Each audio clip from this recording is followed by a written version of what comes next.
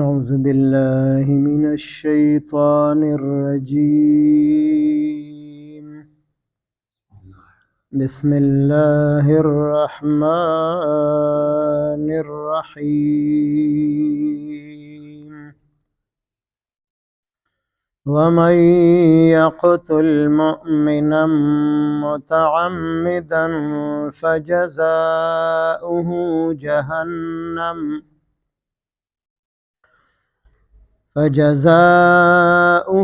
جهنم خالدا فيها وغضب الله عليه ولعنه وأعد له عذابا عظيما. آمنت بالله صدق الله مولانا العظيم.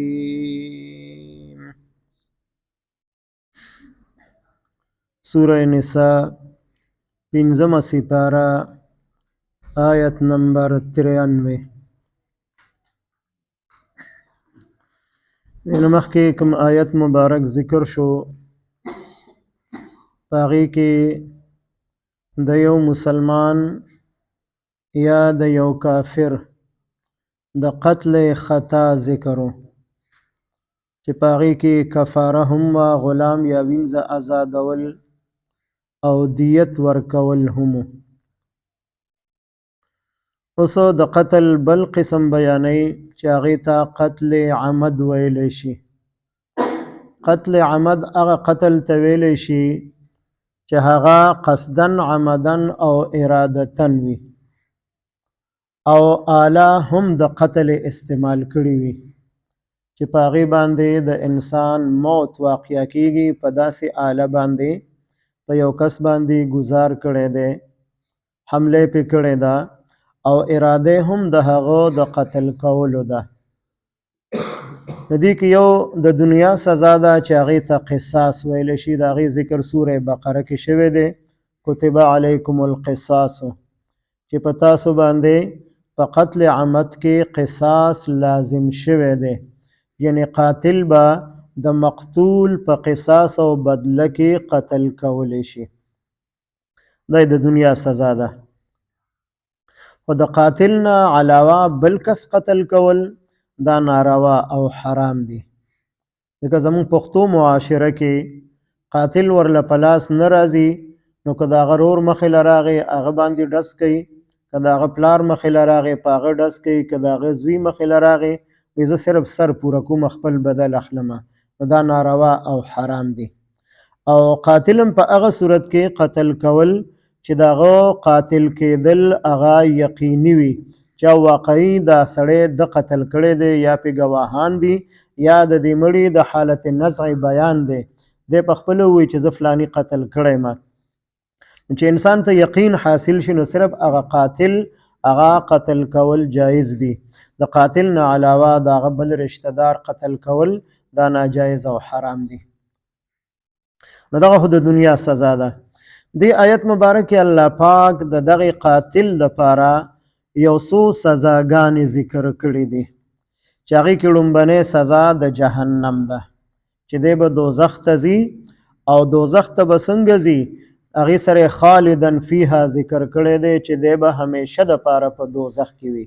یعنی د یو مسلمان قتل کول د الله په نظر کې دومره لوی جرم دی چې دا قاتل د دې مستحق دی چې دی د همیشه دپاره په دوزخ کې وي. او نن د مسلمان قتل خلقو ته څومره آسان شوی دی، او اډو ګناه یې ګڼي نه چې دا هم لا څه ګناه ده. څوک په پیسو باندې قتلونه کوي، څوک د مال د اخیستلو دپاره سړی وجني، په لار کې ورته ولاړي مال ورڅتې واخلي او بیا قتل هم کي. نو دا قتل دومره لوی جرم دی چې دغه قاتل، او که بیا د قاتل سره څومره کسان په دې کې مددګار دي، هغه هم د قاتل په حکم کې دي، نو هغه هم ټول په جهنم کې وي. دی ورله لومبنۍ سزا ذکر کړې ده. دویمه سزا د الله د غضب ذکر یې کړی دی، چې الله پاک به په ده باندې ډېر غصه وي. ځکه الله پاک د مسلمان د قتل نه دی منع کړی دی او د قصدن عمدن یو مسلمان قتل کړی دی نو الله پاک به پې غضب او قهر او غصه به پې هم وي.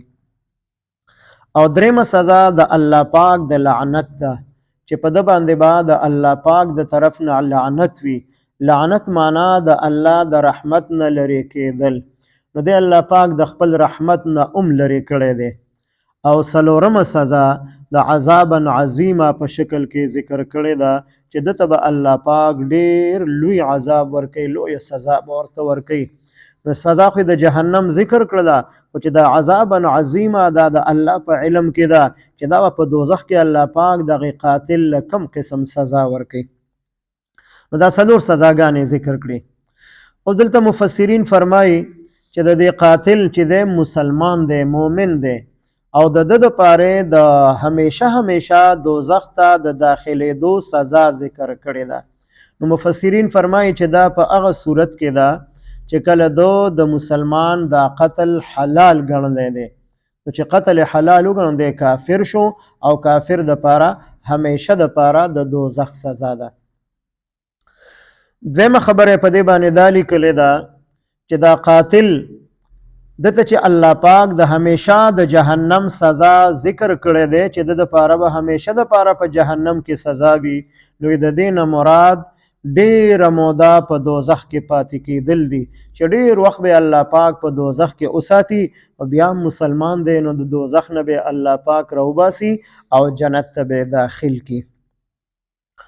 او درېمه خبره دا لیکلې ده چې دا قاتل خو مستحق د دې دی چې دی همیشه دپاره په جهنم کې وي، جرم دومره لوی کړی دی او دا د الله پاک مهرباني ده چې مسلمان دی نو همیشه دپاره الله پاک په دوزخ کې نه پاتې کوي، څه خاص وخت دپاره په دوزخ کې سزا ورکي بیا به د دوزخ نه وباسي او جنت ته به داخل کی. ومن یقتل مؤمنا متعمدا، او چا چې قتل کو یو مؤمن متعمدن په قصد سره، مخکې د قتل خطا ذکر چې په خطا سره قتل کړی دی، دلته متعمدن قصدن او ارادتن او اعلی د قتل ده. نو دا صورت کې چې یو مسلمان مړ کو فجزاؤه، نو سزا د دې قاتل جهنم دی، خالدن همیشه به وي په دې فیها په دې دوزخ کې دا قاتل. او یو حدیث مبارک کې راځي چې قاتل او مقتول دا به دواړه جهنم ته ځي. نو دا په هغه صورت کې دی چې د دواړو د یو بل د قتل اراده کړې ده، د یوم د یو کس د قتل په اراده را روان شوی دی او دا بلم په دې اراده را روان دی چې زه به دې قتل کومه، نو دواړو د یو بل د قتل اراده کړې ده، نو قاتل او مقتول وي دا دواړه به دوزخ ته ځي. او دې ځکه صرف د قاتل سزا ذکر کړې ده، فجزاؤه جهنم، سزا د دوزخ دی، خالدن همیشه به وي فیها په دې دوزخ کې. وغضب الله، او غضب د الله به وي، الله پاک به غصه وي علیه په دې قاتل باندې. ولعنه، او لعنت د الله پاک به وي په دې قاتل باندې، یعنی دی د الله پاک د رحمت نه لرې دی او څوک چې د الله د رحمت نه لرې وي د هغه ټکانه جهنم او دوزخ دی. واعد له، او تیار کړی دی الله پاک د دې قاتل دپاره عذابا عظیما، ډېر لوی عذاب د جهنم په شکل کې. ومن یقتل مؤمنا متعمدا، او چا چې قتل کو یو مؤمن په قصد سره، فجزاؤه، نو سزا د دې قاتل جهنم دی، خالدن فیها همیشه به وي دا قاتل په دې دوزخ کې. وغضب الله علیه، او غصه به وي الله پاک په دغه قاتل باندې. ولعنه، او لعنت د الله پاک به وي په دې قاتل باندې. واعد له، او تیار کړی دی الله پاک د دې قاتل دپاره عذابا عظیما، ډېر لوی عذاب. اللهم صل على سيدنا محمد وعلى آل سيدنا ومولانا محمد وبارك وسلم. رب اجعلني مقيم الصلاة ومن ذريتي ربنا وتقبل دعاء ربنا اغفر لي ولوالدي وللمؤمنين يوم يقوم الحساب. ربنا اغفر لنا ولإخواننا الذين سبقونا بالإيمان ولا تجعل في قلوبنا غلا للذين آمنوا ربنا إنك رؤوف رحيم. ربنا هب لنا من أزواجنا وذرياتنا قرة أعين واجعلنا للمتقين إماما. وصلى الله تعالى على خير خلقه محمد وعلى آله وأصحابه أجمعين. آمين برحمته.